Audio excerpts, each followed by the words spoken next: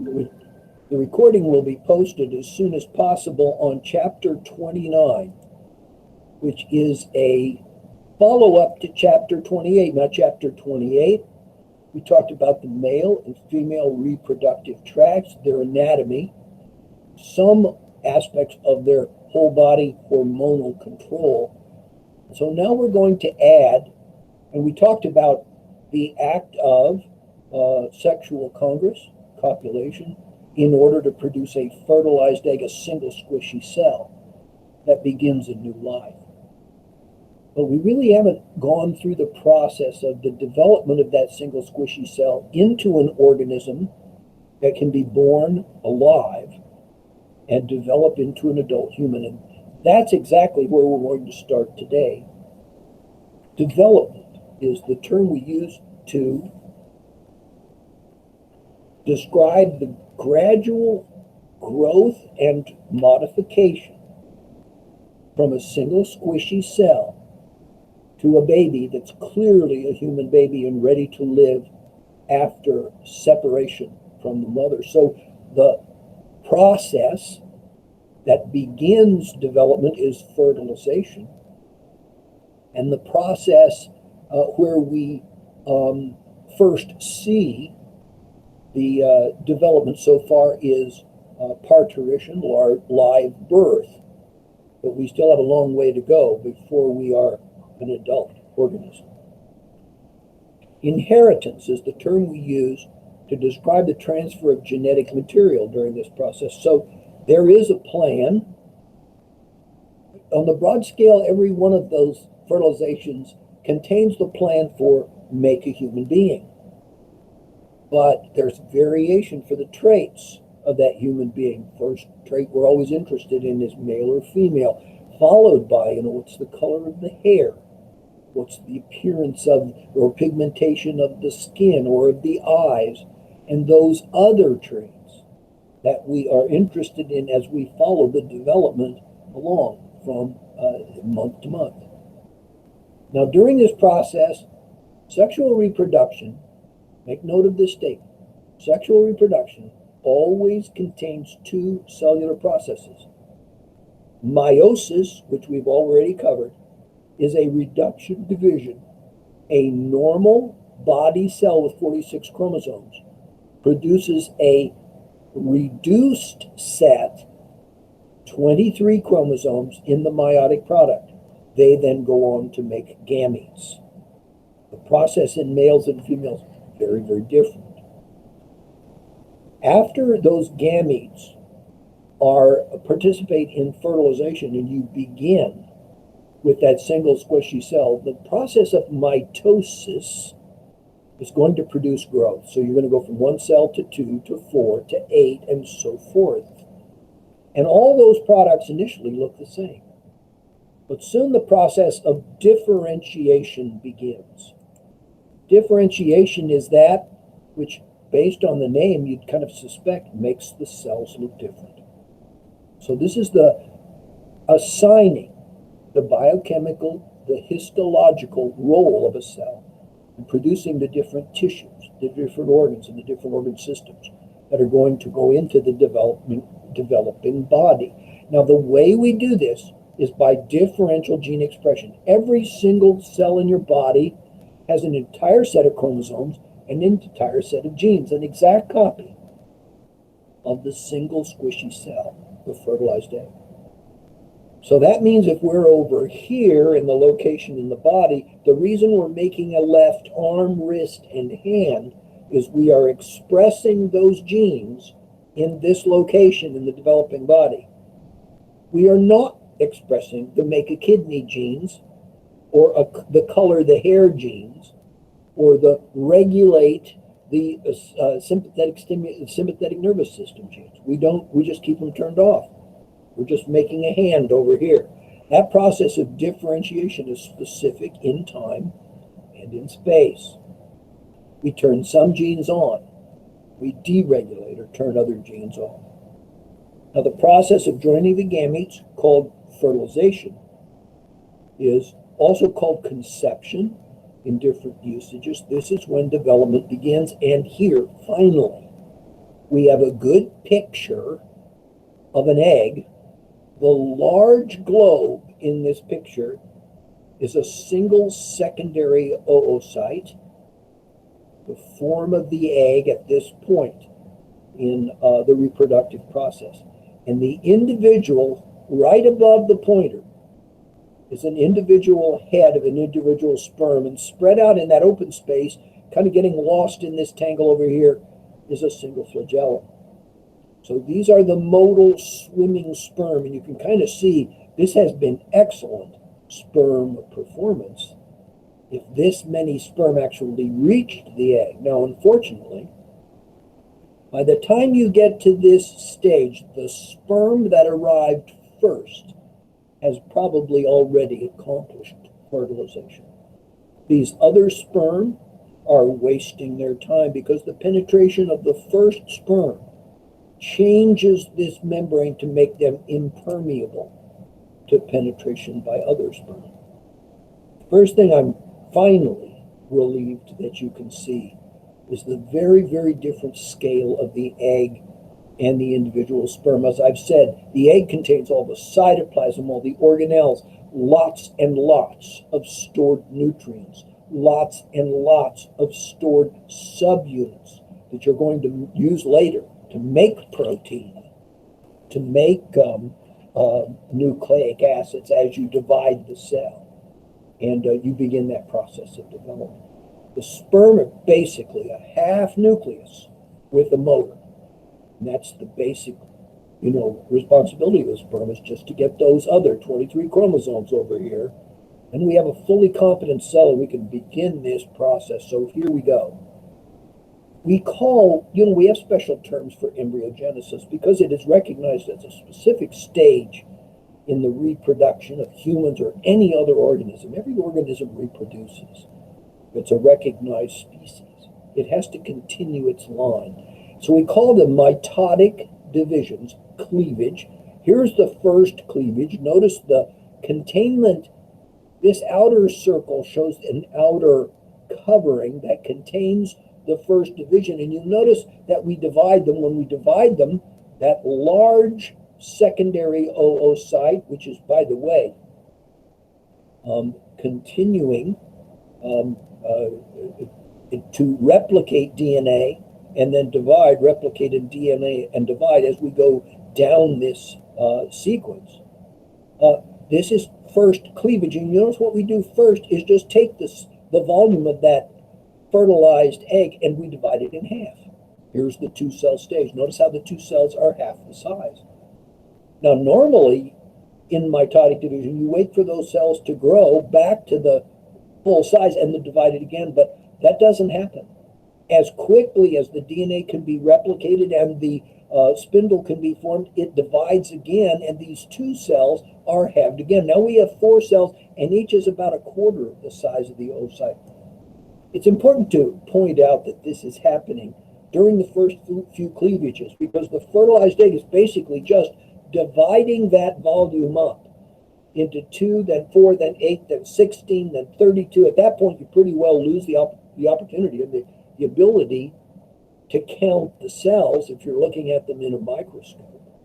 And this below the figure shows you kind of where this occurs. The very best sperm performance occurs if copulation occurs in time for the sperm to swim all the way up to the top of this uterine tube and be waiting when ovulation releases the egg. So here you see an ideal condition. A fresh egg right out of the ovary is sucked up into this uterine tube by a positive fluid flow in that direction, and the sperm fertilize it immediately. So here's 2 cells, 4 cells shown initially as this large fertilized egg is bumping down the uterine tube.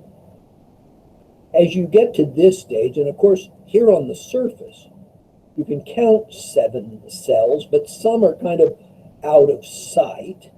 And so at this, we call this the solid ball stage, or morula. This is a term from embryology, and it continues. This is still a solid ball. Diffusion is still plenty good to get the resources into the center of that ball and get the wastes out. So this is still the morula. By day 4, we've reached, from very rapid and sequential cell divisions, we've reached this morula stage, but very quickly we start to see cell migrations and a change in the appearance of the embryo. 2 days later, we notice that it's formed a hollow ball. The blastula or blastocyst has this blastocele. Now, cele or coelom is an anatomical term that indicates a cavity. And that's what's been produced. Pardon me. That's what's been produced in this hollow ball stage. Now, we do have differentiating cells. We do notice up at one end is kind of still a solid mass, the inner cell mass, and on the outside, a covering of cells that are becoming flatter, like squamous in appearance, and a single layer. This is called the trophoblast section. But what's really clear is that from a solid ball stage where it rolls around and there's no ends, all of a sudden, there's a definite mass up at this end and then a hollow cavity.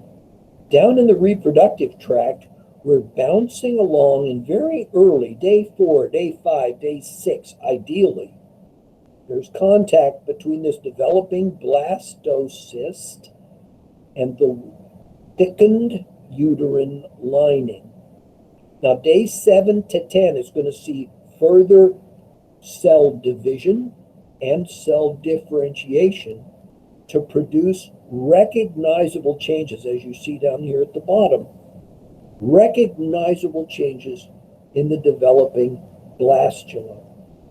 Now, these are called blastulation and gastrulation stages. Here we are showing the whole female reproductive tract where this is happening. Back here in the ovary, we've got the corpus luteum forming. Down here in the uterus, behind the cervix, you've got this process that we call implantation. Now, implantation is the attachment of the developing embryo, as shown in this these two figures, the blastocyst and blastula stage, basically just touches the lining of the uterus and begins a kind of a process continuing the development. So you can see by a week and a half after fertilization, the cell division is producing an extension or a root-like growth that is penetrating into the wall of the uterine lining. And the uterine lining is starting to kind of fold out and enclose this developing blastula. Now, as this process continues, what we see are the capillaries are attracted to this region, and we do see the development. That inner cell mass develops a cavity of its own called the amniotic cavity. But notice the different colors indicating this dark purple layer extending into and basically beginning the attachment of the embryo to the uterine wall. These are developing villi or finger-like extensions that are sticking out and embedding, sort of like roots, into the surrounding wall of the uterus.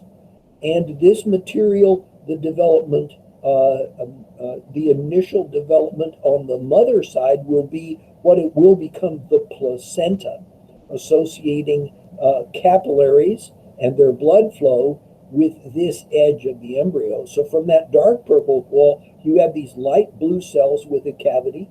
You have this distinct layer, very distinct and separate layer of yellow cells. And then down here, the trophoblast and trophocele. We aren't even 2 weeks in. At the beginning of week 2, that attachment has become an embedding.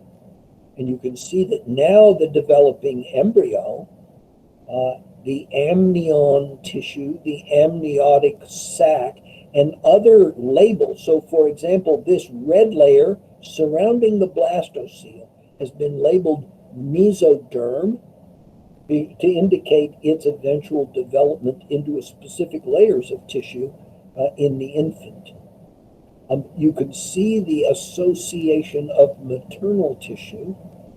Those red spots are the capillaries which have been captured and surrounded by the tissue of the developing embryo, ensuring a good blood flow supply from the mother.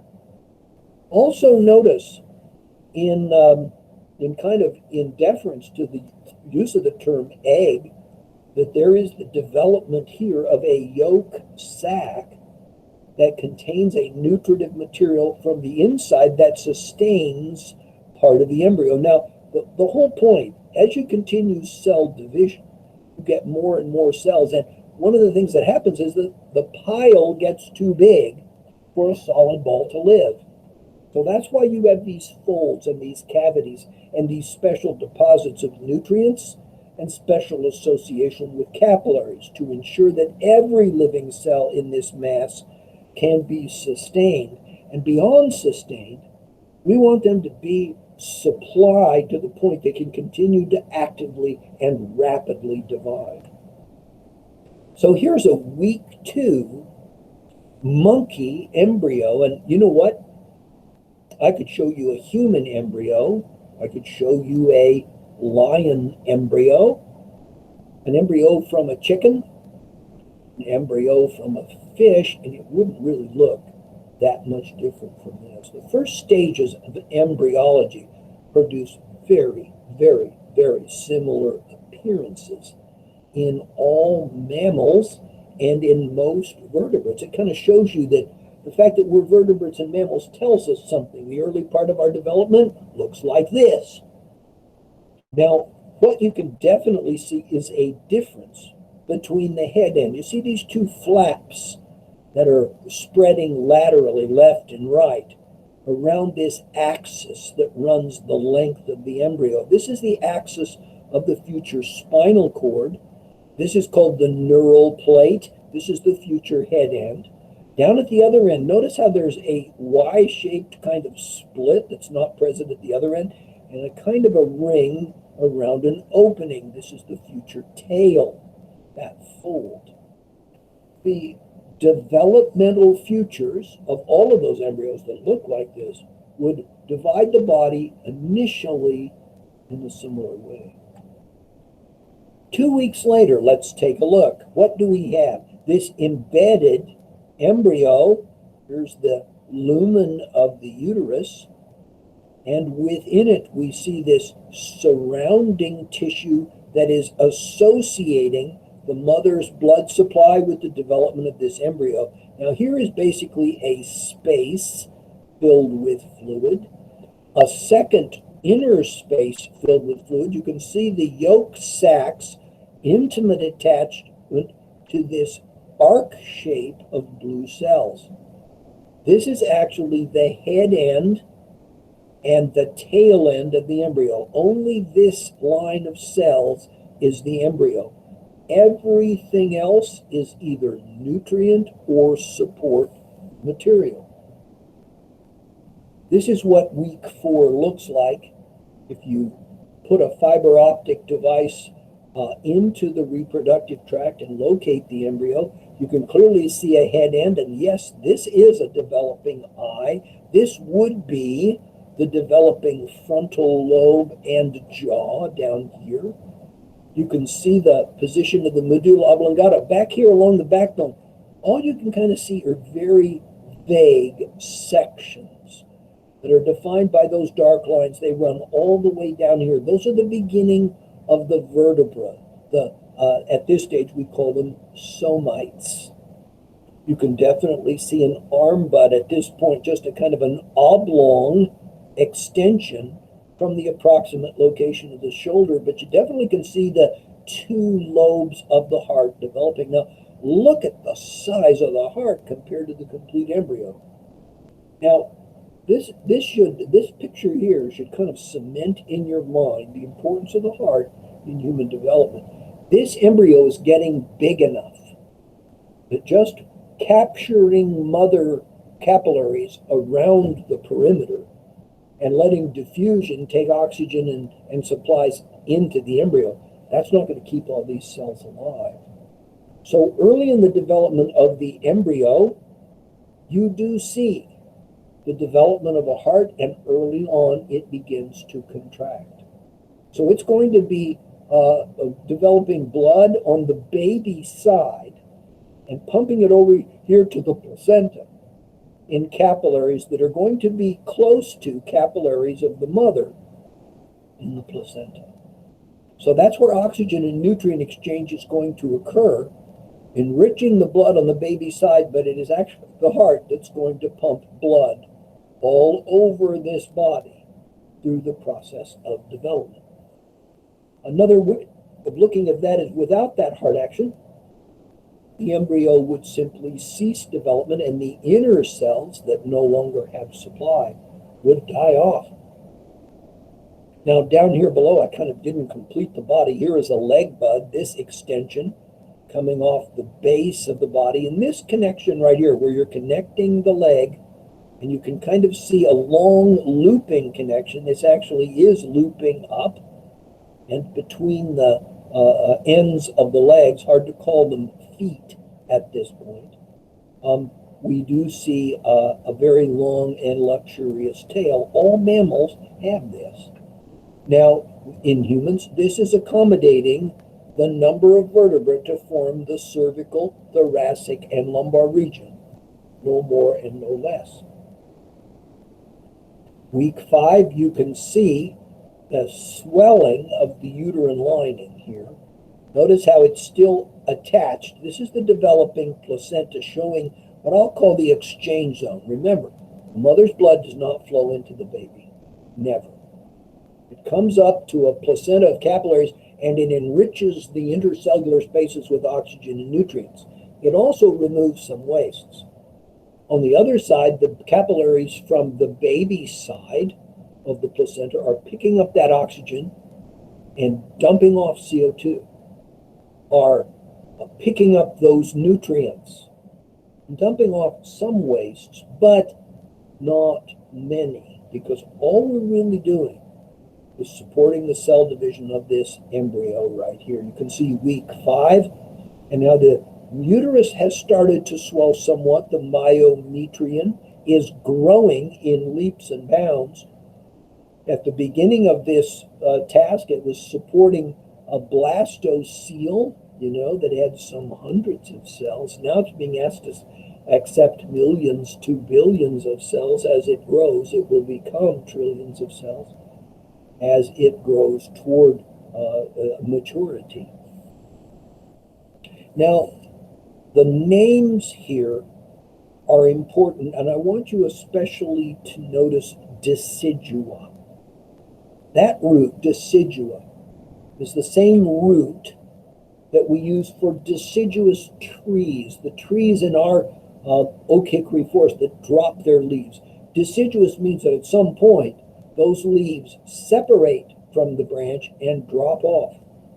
And this is showing you the layers of the uterus and the uterine lining that will become, that are firmly attached right now. They're supporting the development of the embryo.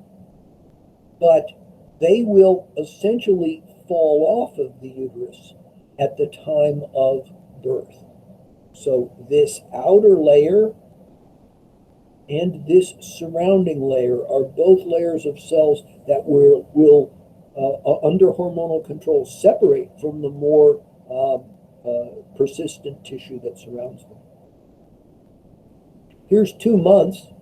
By 2 months, you have a well-developed placenta over here on the left and umbilical cord. Now, the umbilical cord is a collection of tissues that are supported so that blood vessels, with the movement of the baby out here in the amnion and in the amniotic fluid, the baby moves around, and that could put stress on these blood vessels, which are meant to carry blood. They're not meant to be stretched and pulled on. So there's supportive tissue, connective tissue making this connection.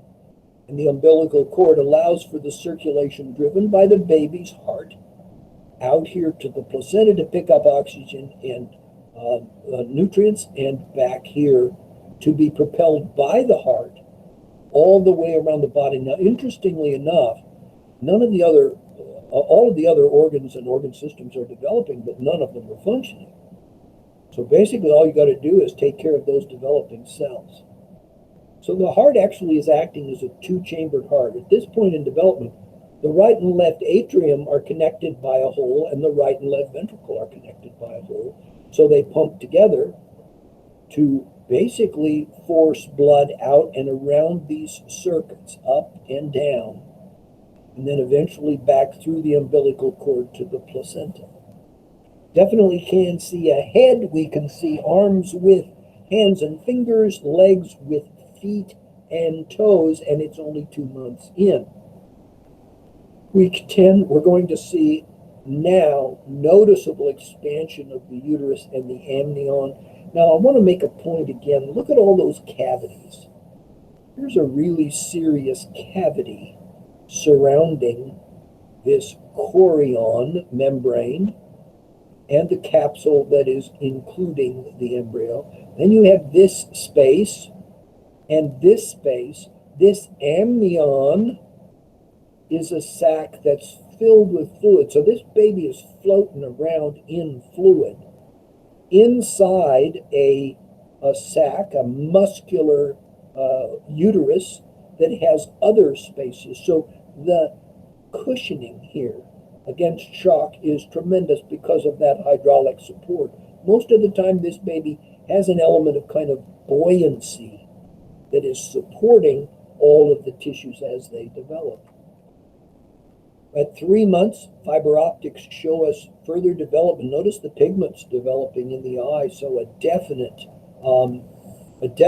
coloring of that region. Here you can see the development of left and right lobes here in the frontal area, this being the development of the bones. Notice the division between the left and right side of the frontal lobe as those edges are growing. Now, this was a connection right here that's going to be sealed by synaptosis or bony growth. So at maturity, of course, we talk about one frontal bone, but this clearly shows you how it develops from left and right centers. Second trimester, there's a lot of growth, cell division and cell differentiation. And the fetus is actually now growing faster than the placenta and filling the space. Third trimester, most of the organ systems become ready. And let me just tell you what that means. So at this point, the baby's muscular movements become very noticeable. So the baby will kick or will strike out or move out with an arm or roll over a little bit. They're basically kind of field testing the muscles. So they're flexing and relaxing, not to go anywhere or do anything particular, but just to kind of test the nerve and muscle contraction working in synchrony. You'll also sometimes see what's called intrauterine breathing. The baby will take a breath and will exhale. You can see the chest cavity move. Well, it's basically not doing that for oxygen exchange. It's basically drawing amniotic fluid in, taking amniotic fluid and pushing it back out. But again, basically testing the organs and organ systems as they develop. The third trimester is where you put on the largest weight gain, since you have many of the tissues differentiated. You're adding to them, but the form of the organ is nearly complete, and it is ready to begin functioning. The fetus and the enlarged uterus are completely filling the pelvic and abdominal cavity and pushing the other organs out of the way. So the abdominal organs above the uterus get pushed way up. The pelvic organs get pushed way down. And this is where the soft wall of the abdomen has a very important purpose, because if you surrounded that with ribs, our babies are much too big to develop in that stronger cavity. But the soft wall of the stomach allows for that bulge to extrude out away from the backbone and basically support the baby until it's ready to be delivered. 4 months, you get definitely get the fetal appearance. You can see the amniotic sac and amniotic fluid being sort of pushed or contorted based on the positioning of the arms and hands. You can definitely see fingers with fingernails. An interesting thing is I showed you that early arm bud, which is basically just a little ellipse, a little tube. And as the wrists and hands develop, the hands actually develop like mittens. So first thing you see is kind of like this. And inside you're developing different finger bones and connecting them to the metacarpals. But then at a later stage, there's actually an enzyme that dissolves the connections between these fingers and separates them. So the fingers don't grow out individually, they start as a mitten. It's kind of an interesting thing to see. At 4 months, you'll notice the placement of the uterus, its size, and the size of the fetus at 16 weeks is still relatively small. But at full term, that fetus has expanded dramatically. So here is the compression. Small intestines, stomach, transverse colon, liver, all pushed up here against the thorax. Down here, the lower part of the uterus. First of all, the anterior section of the uterus is pushing out against the soft tissue, the muscle, fat, and skin of the abdominal wall, and extending that out away from the backbone. But the weight of the uterus, which is, by the way, still supported by connective tissue, is bearing down on the urinary bladder, on the rectum in the back, as the baby here is shown in an excellent position, head down, presenting the head to the cervical opening and the plug that is blocking that opening during late development. Now, the initiation of labor and delivery is caused by, as you can see from this diagram, a combination of signals. Some signals are coming from the placenta, and their estrogens are going to begin to make the smooth muscle cells of the myometrium sensitive. I think you can think of this as making the gap in those synapses, the gap in millivolts, smaller. That's what increased sensitivity means. So as estrogen is produced, it increases the sensitivity of smooth muscle fibers, and especially to this hormone, oxytocin. I'll mention that again in just a moment. Relaxin is produced in the placenta, and it starts to relax the strong connections. The uterus has grown in size, but at this point, prior to the initiation of parturition, that is still a very strong sac holding the fetus in place. Relaxin begins to relax and dissolve those connections. It also has an effect on that circular muscle, the cervix, to allow it to begin to expand. Now the fetus continues to grow, and its increased weight is pushing out, stretching the myometrium of the uterus, activating stretch receptors and sending nervous signals. The fetal pituitary gland begins the release of oxytocin in response to estrogens that are present. So as we reach a point where these factors are feeding down, you see all of the different interactions. The stretched myometrium, with its increased sensitivity, begins a spontaneous muscular contraction. At first, just a tick, just like a twitch, sometimes called Bracken-Hick contractions. These continue getting closer together in time and longer in duration. So they go from being just little twitches to being longer and stronger contractions, and inducing the production of prostaglandin. Estrogens and oxytocin will stimulate the endometrium to produce prostaglandins, which accelerate and amplify these muscle contractions. Maternal oxytocin release comes from the building of estrogens from the placental side and by the stretching that we saw starting here of the distortion of the cervix, a part of her uterine organ. So all of these working together lead to longer and longer labor contractions. So as I said, the time interval becomes shorter. Between contractions, the timing of the contraction goes from a mere twitch to one that lasts 4 seconds and requires a focus, requires controlled breathing in order to have the maximum effect. These labor contractions and the movement of the fetus activate more stretch receptors, and there's a positive feedback loop. We're further distorting the myometrium, producing more estrogen and oxytocin, feeding down to more intense labor contractions, feeding back in a positive way. As long as it continues, you keep it up, I'm going to continue to stretch the myometrium of the uterus and amplify these contractions.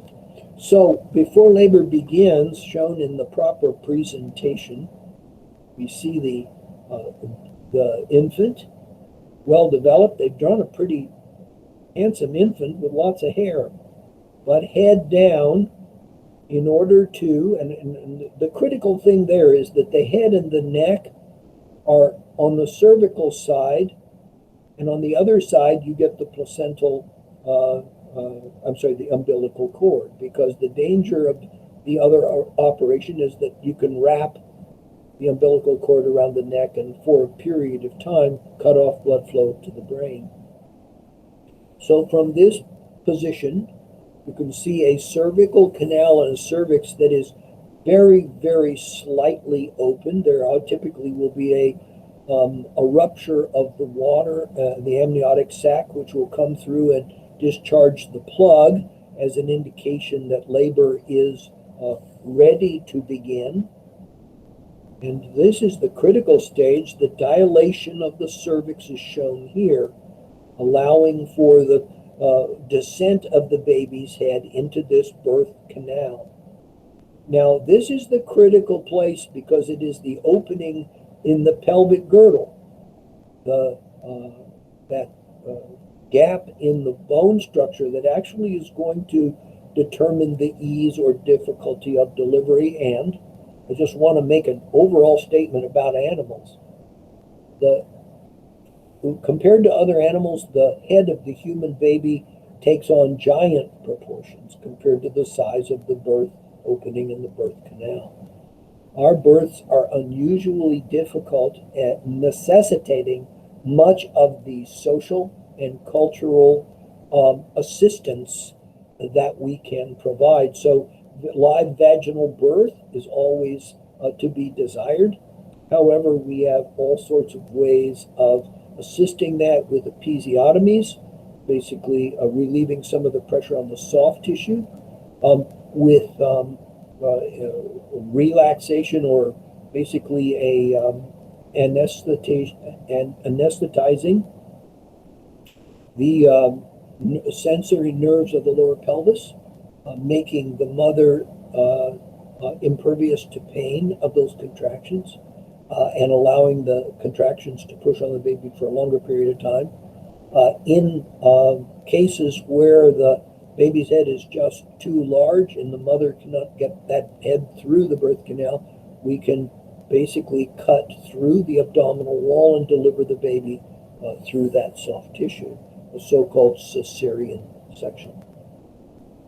Once the head comes out, the structures below, now there's some pretty sturdy structures, but in fact, the multiple joints here kind of allow you to move the arm and move the shoulder.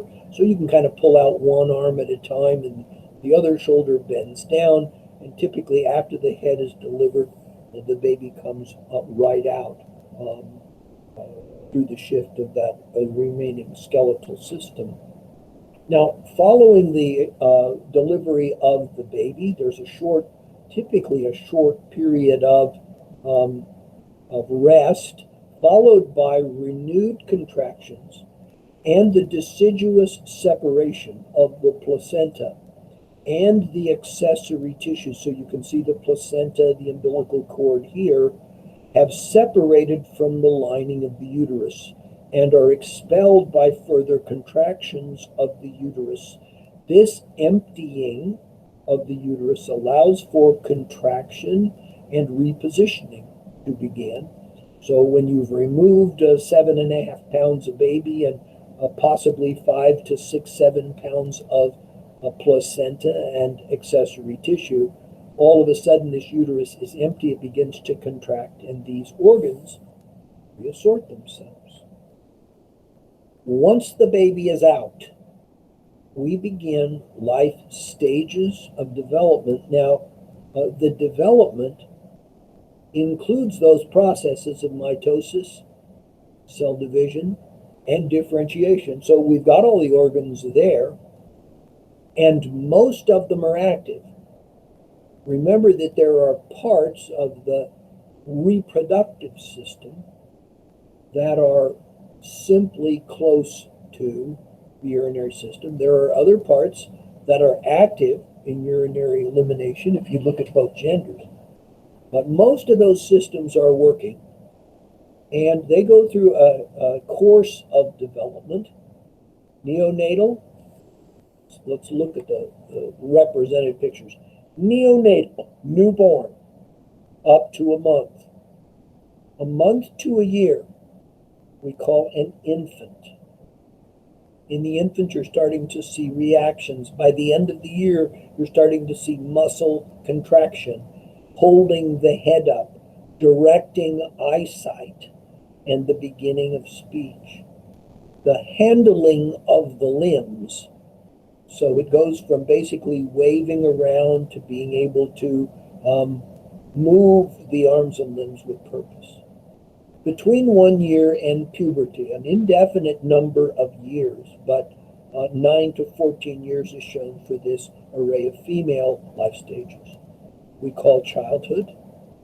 These developmental stages include incredible growth up to and sometimes at puberty approaching adult size, although different people do grow for different periods.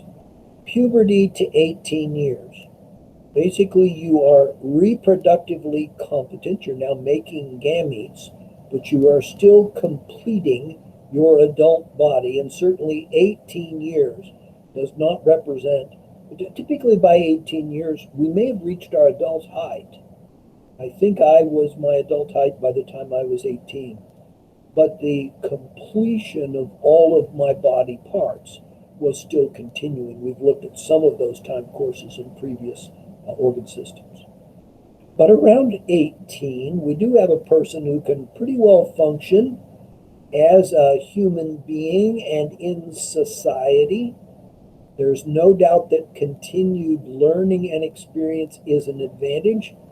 But in fact, the anatomical and physiological things that should occur pretty well are well along. Now, the development of the brain is a notable exception. Brain development does occur. There are different courses of development of the brain and maturity that have been outlined for males and females based on hormonal differences. So here we have the adult body. That adult body is going through a period of maintenance that includes what? Includes turnover. It includes a tremendously active chemical and cellular and tissue array. So even though this body is recognizable as a single person from the outside, this body is incredibly active in terms of tissue turnover. Now, postnatal life, the baby is out, and a period of dependency begins. So we're going to return to the quality that names the group we call mammals. And that is the ability of the mother's body to produce this substance that we call milk. Mammary glands or specialized sweat glands that have evolved to produce a nutrient material. And it has been called the perfect food. In fact, the milk of mammals is by itself. Milk and its products are a major food group in our diet, since we are other feeders and we take nutritive materials wherever we can get them or grow them. We do base so many foods on milk. Water is a base. Many proteins, amino acids, lipids, sugars, and salts. Look at this. All the building blocks that you need for the big four. The only thing not mentioned here is nucleic acids, and we make our nucleotides. There's only 4 of them. We make those on our own. But these are the things we need in quantity, and this is what breast milk contains. In addition, the baby's body is naive and open to infection and attack by any number of common environmental factors like poisons or like bacteria. So some lysozymes, enzymes with antibiotic properties, do come across in the breast milk. Now, this immunity is a type that we would call natural immunity because it comes as a part of a natural life process. But it is not a permanent immunity, it is an acquired immunity. As soon as nursing stops, that immunity wears out as fast as the lysosomes turn over. Production of milk and letdown of milk are 2 different operations controlled by different enzymes. The production of milk is stimulated by the hormone prolactin, and the letdown of milk is stimulated by oxytocin. Mammary gland is stimulated by suckling from the infant. When the baby sucks on the nipple, milk is let down if oxytocin is present. And that continues until weaning. Typically 1 to 2 years is a good estimate for nursing an infant.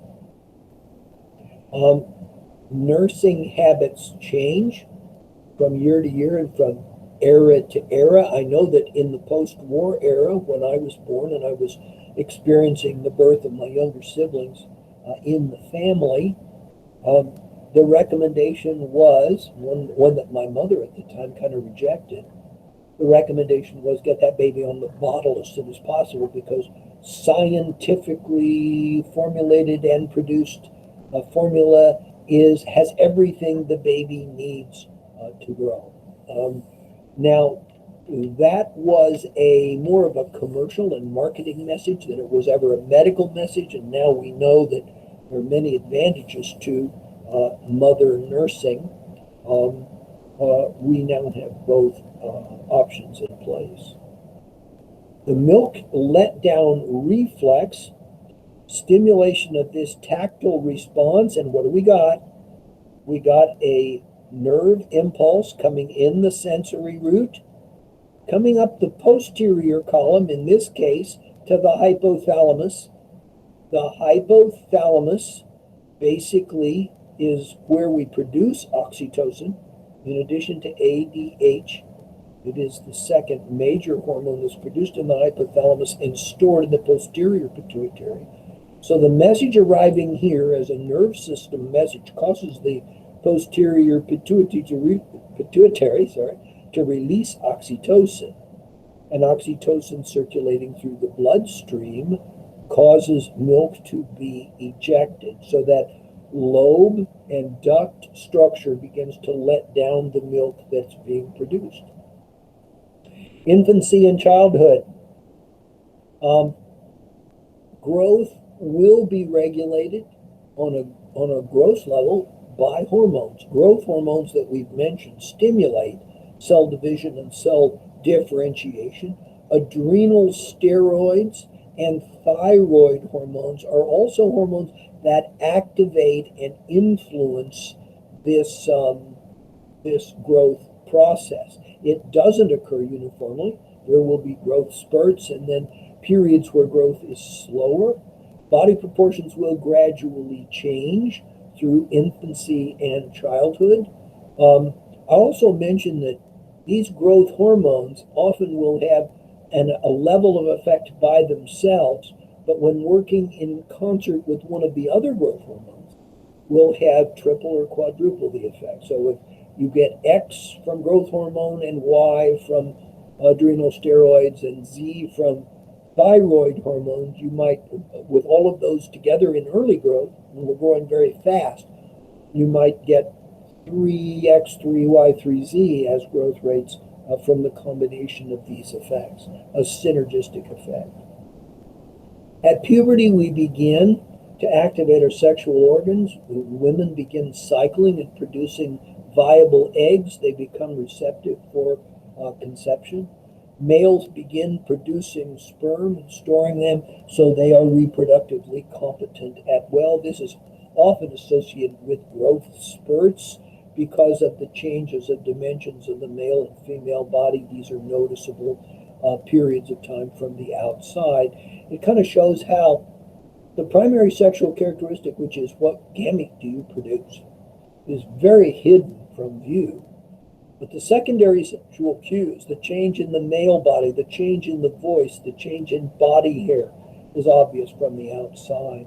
The increase in muscle mass and the deepening of the voice in males, the broadening of hips, and the broadening of the hips, especially the main change in dimension, the growth of breasts in the female. Maturity. Now, after adolescence, you have adulthood, and we've really been talking about adult systems the entire course of these two courses.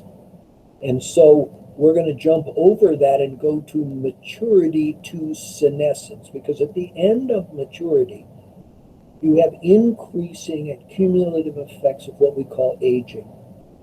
So you may be very robust at 50, you may be very robust at 60, you may be robust at 70 or 80, but at some point, your body systems become to decline. It's almost like there's a switch. Different ages for different people, just like puberty. Some people have puberty very early at 9 years old, and others their body waits until they're 13. That same kind of reverse process is reflected in aging. The capabilities of the individual begin to decline, and for a long period of time after they start, they're still in the functional range. So there are compensatory behaviors that you can do to kind of cover up that decline. Homeostasis changes within the body, and you feel it. So as your body ages, it becomes stiffer. Joints become harder to move. Those measurable ranges of motion go down. In addition to the reduced movement, you get pain associated with muscular and joint use. Sex hormones decline in concert, and as a result, the female body eventually stops ovulating, menopause, and the male body declines in the quality of sperm and the amount produced, and the sexual function declines in the male. On organ systems, and this was a major theme throughout the text at the end, the effect of the cardiovascular system on aging, the effect of the muscle system on the muscle system of aging. And so I thought it might be nice here to look at the concerted effects, because this reproductive system and its hormones is one that produces wide-scale body changes, and it's involved in many of the changes that we'll talk about here. I think to underscore that point, how often for older people are you encountering testosterone therapy in males or estrogen therapy in females as a treatment that addresses some aspect of aging? So looking at the physical and functional changes, we always would kind of summarize that by saying that things slow down, diminish in size, and decrease in function. So in the skin, we see a thinning of the skin. The skin becomes less elastic. It sags and it wrinkles. It actually becomes less strong with aging and with geriatric decline. Bones are mineralized to a lesser and lesser extent, leading to osteoporosis, degenerative changes that affect the joints and make them less mobile. So in addition to the bone markings diminishing in size, the connection to the ligaments, to the tendons is going down. Muscular strength and ability is reduced.